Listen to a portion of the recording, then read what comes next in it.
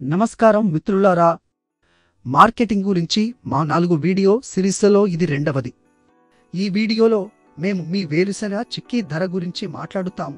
ఇది మార్కెట్లోకి మొదటిసారి ప్రవేశించడానికి కీలకం. చిక్కీ తయారీదారులు తమ ఉత్పత్తుల ధరలను ఎలా నిర్ణయించారో చూద్దాం. ధరలలో విస్తృతమైన వ్యత్యాసాన్ని మీరు గమనించారా? కొంతమంది ఆటగాళ్లు ప్రీమియం ధరను ఎందుకు పొందవచ్చు, మరికొందరు చాలా తక్కువ వసూలు చేయవచ్చు.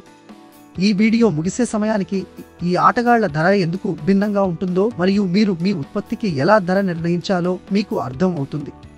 సాధారణంగా ఉపయోగించే మొదటి 2 ధరల వ్యూహాలు ధరతో పాటు ధర మరియు విలువ ఆధారిత ధర. మొదటిది కాస్ట్ ప్లస్ ప్రైసింగ్. లాభాల మార్జిన్ను నిర్ధారించడానికి వస్తువుల ధరకు మార్కప్ను జోడించడం ఇందులో ఉంటుంది. ధరపై పోటీ పడుతున్నప్పుడు ఈ పద్ధతిని ఉపయోగించండి. రుచి, నాణ్యత, రంగు మరియు ప్యాకేజింగ్ వంటి ఇతర అంశాలను మీ పోటీదారుల మాదిరిగానే ఉంచుతూ ధర అత్యంత ముఖ్యమైన అంశం అయిన ధర సున్నితమైన సామూహిక మార్కెట్కు విక్రయించడానికి ఇది అనువైనది.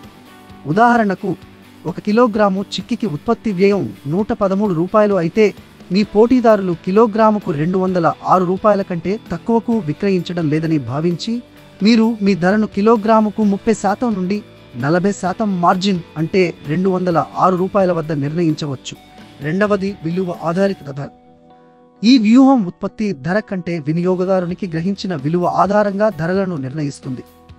రుచి, నాణ్యత, ఆకారాలు మరియు ప్యాకేజింగ్ వంటి ధర కాకుండా ఇతర కారకాలపై పోటీ పడుతున్నప్పుడు ఈ పద్ధతిని ఉపయోగించండి. ధర కంటే నాణ్యత మరియు ప్యాకేజింగ్ ముఖ్యమైన మధ్య నుండి అధిక ఆదాయ మార్కెట్లకు ఇది అనువైనది. ఉదాహరణకు, 1 కిలోల చిక్కీలకు ఉత్పత్తి వ్యయం 113 రూపాయలు అయినప్పటికీ మెరుగైన రుచి, నాణ్యత, ఆకారాలు మరియు ప్యాకేజింగ్ వంటి ఉన్నతమైన నాణ్యత కోసం ప్రీమియం వసూలు చేయడానికి మీరు మీ ధరను కిలోకు 300 రూపాయల నుండి 400 రూపాయల వరకు నిర్ణయించవచ్చు. ఇవి కాకుండా మీరు ఇతర వ్యూహాలను కూడా పరిగణించవచ్చు. ప్రారంభంలో వినియోగదారులను ఆకర్షించడానికి మరియు మార్కెట్ వాటాను పొందడానికి తక్కువ ధరలను నిర్ణయించడం, తరువాత క్రమంగా ధరను పెంచడం.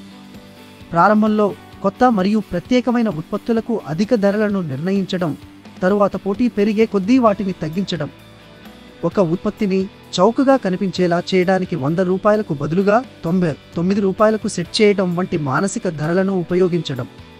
అనేక ఉత్పత్తులను కలపడం మరియు ప్రతి ఉత్పత్తిని ఒక్కొక్కటిగా కొనుగోలు చేసిన దానికంటే తక్కువ ధరకు కట్టను అందించడం. ప్రీమియం నాణ్యత లేదా ప్రత్యేకతను సూచించడానికి పోటీదారుల కంటే ఎక్కువ ధరలను నిర్ణయించడం.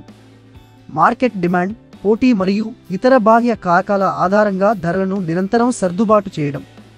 తరువాత మీ మొదటి నమూనాను సిద్ధం చేసుకోండి మరియు మీ సంభావ్య వినియోగదారులను వారు మీ ఉత్పత్తికి ఎంత చెల్లించడానికి సిద్ధంగా ఉన్నారో అడగండి.